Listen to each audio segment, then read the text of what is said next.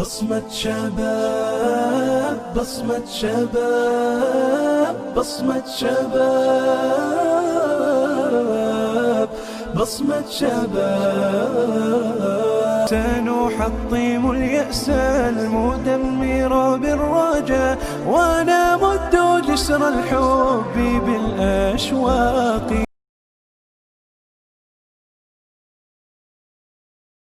بسم الله الرحمن الرحيم. الحمد لله رب العالمين والصلاة والسلام على رسول الله وعلى آله وصحبه وسلم. السلام عليكم ورحمة الله وبركاته. مركو الله سبحانه وتعالى يا محد كله عافيمات كنسي إن أغنى داقين معوين فرع بطن نعمة الإسلام ونعمة العافية. الحمد لله. كسر دوادة مرلوات برنامج كيني هو تصالين تدنيرتا إن شاء الله تعالى برنامج كين وحين كوهل دون موضوعا دنيرتا أي كالمينتا doorka ay ku leedahay bulshada inay bulshada kaalmayso ay wax u qabato dhalinyartu doorka ay ku leedahay ayaynu kaga hadli doonaa barnaamijkeena insha Allah. waxaynu ogsoonahay bulshadeena Soomaaliyeed in 75 wixii ka sareeya ay dhalinyar u badan yihiin. sidaa daraadeed dhalinyartu door fiican may ka qaadataa kaalmaynta bulshada iyo garab istaaga bulshada. waxaynu isku dul istaagi doonaa insha Allah qodobo yar oo dhowr ah oo dhalinyar ahaan aynu isku dhiirigelinayno bal aynu eegaynana kaalinta aynu kaga jirno horumarka iyo kaalmaynta bulshada. waxaynu ogsoonahay weedh caadi oo lasla wada garanayo oo lagu yidhaahdo dhalinyarta Soomaaliyeed. weedhaas oo ah dhalinyartu waa lafdhabartii berri, dhalinyartu waa xoogga ummadda Soomaaliyeed, dhalinyartu waa mustaqbalka berri. weedhaasi waxa ay sababtay inay dhalinyarta ay saameyn ku yeelato, يعني weedhaa waxay sababtay inay dhalinyarta ay si kale wax u fahmaan. dhalinyartiisa lagu lahaa waxaad tihiin horumarka iyo mustaqbalka berri baad tihiin. waxa ay u fisheen oo ay u fasirteen in ay berri marka ay jaamacadii qalin jebiyaan ay bulshadoodu wax u qaban karaan. intaa ka hor inaynu waxba qaban karin maadaama xoogiiba waxa laga dhigay wax soo socda, wax iminka jooga lagama dhigin oo lama odhan dhalinyartu waa horumarka maanta iyo berri la iskuma darin, laakiin waa mustaqbalka berri unbaa loo hayaa. yani waa mustaqbalka maanta haddii la odhan lahaa iyo xoogga maanta dhalinyartu waxay ka fasirin lahaayeen in maantana loo baahan yahay berrina loo baahan yahay.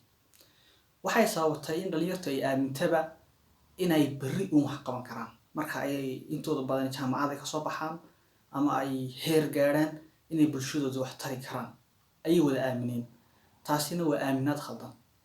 waxaynu istul taagno dhowr qodob oo xaqiiq ah oo aniguna qaar ka mid ahan u joogay, qaarna aynu isku wada ognahay. waddankan iminka China la yidhaahdo ee caalamkii dhaqaalihiisa ee xurto ku haysta dawaynu ogsoonahay waxa heerka gaarsiiyay inay dhalinyar tahay. 12 dhalinyar baa lagu tilmaamaa wax dhaqaalihiisa kor u qaaday. marka aynu leenahay waddanka China waxa xaga gaarsiiyay maanta uu meel kasta wax soo saaro caalamka xagga u dambaysa laga helay waa dhalinyar maskaxdooda ka shaqaysiisay oo maanta iyo berri mustaqbalkii baa tihiin lagu yiri. kuwa waqti khaas oo loo cayimo mustaqbalka berri un baa tihiin lagu yiri maahe mustaqbalka soo socda tihiin maahe waa kuwa lagu yiri mar kastaba mustaqbalkii loo baahnaa baa tihiin.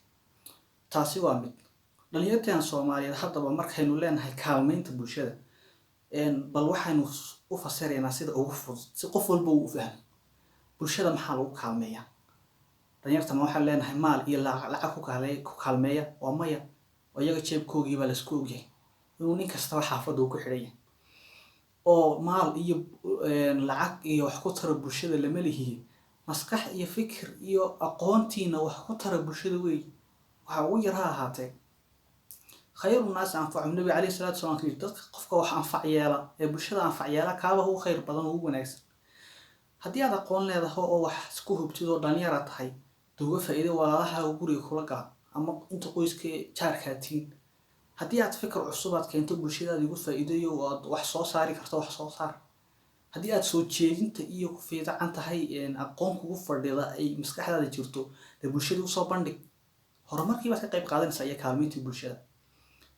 waxaynu leenahay haddaba kaalmaynta bulshadu maaha maal ku tabaruc maaha intaad daara dhistaan intaad dhalinyar isku tagtaan intaad daara dhistaan dawakaasay bulshadii baan ku faacnay maaha taas. waxa weeye dhalinyarnimadiina iyo xooggiina si uga faa'iideeyay bulshada. waxaynu ogsoonahay waayahan dambe waxa soo badanaya dhalinyar fiican oo maasha allah isxilqaanta, ururyo fiican baa imanaya, ururo ay dhalinyar ku mudoobeen oo maasha allah waxa loo baahan yahay weeyi, oo bulshadii wax ku taraya oo khayrkii ka wada, oo maasha allah wax laisku dhiirigeliyo weeyaan dhalinyardaynu nahay, oo dee bulshada inteeda kale ay nagu dhiirigeliso.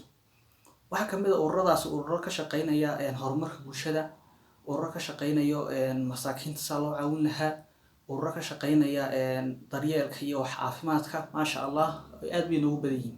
taasina waxa lagu farxo weeye dhalinyar ahaan inay welibana qayb ka ahaadaan xoogga ugu badan. laakiin waxaan soo jeedin lahaa 2 qodob oo maskaxdeeda ka keenay. haddii khaldan yihiin in layla qaadan halay saxo, haddii saxsan yihiin in laygu taageero. kow, ururadaasi waxay ku kooban yihiin meelaha waaweyn, hoteelada.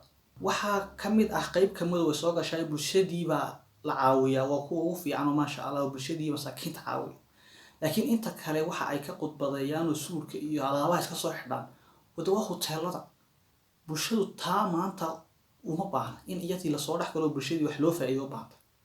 iyaga maxayna haystaan dee alxamdulilah lagu taageero, wixii ayna haysana wax dhalinyaro ay wax ka qabato. waxaynu leenahay haddaba dhalinyarta ururada samaysatay bulshada ha la soo wada dhex galo dhammaantiin, in ku dhex jirta ayna u jirtaa maasha allah. qodobka labaad soo jeedinayo kulley ma jirtay la tahay intaan ogahay, bulshadu iyada is anfacda, dhalinyarteeduna way anfacdaa.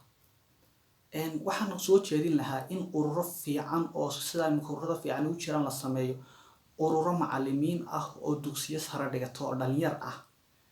waxaa nagu nool dad doonaya in ciyaalkooda wax bartaan oo mustaqbal yeeshaan oo macallin guri ay helaan oo wixii la soo barayay wax maxayna ay u faa'iideeyaan, dad wax u dhigay doonaya.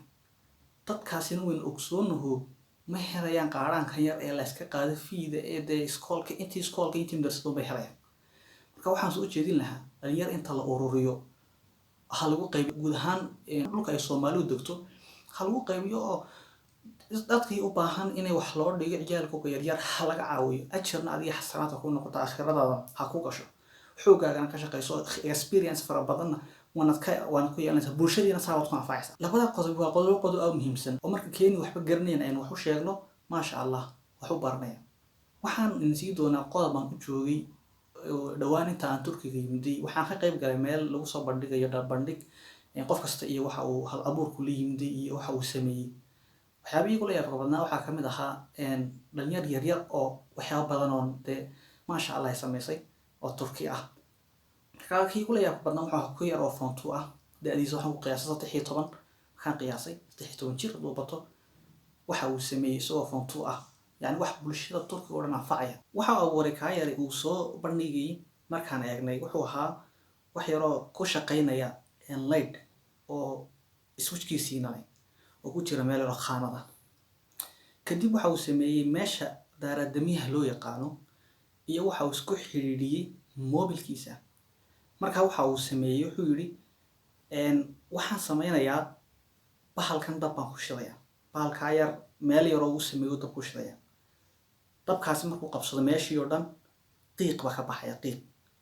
kadib switchkii baa daarmaya, mobilkiisii baa soo dhacaya, wuxuuna u sheegayaa inuu meeshaasi dab qabsaday.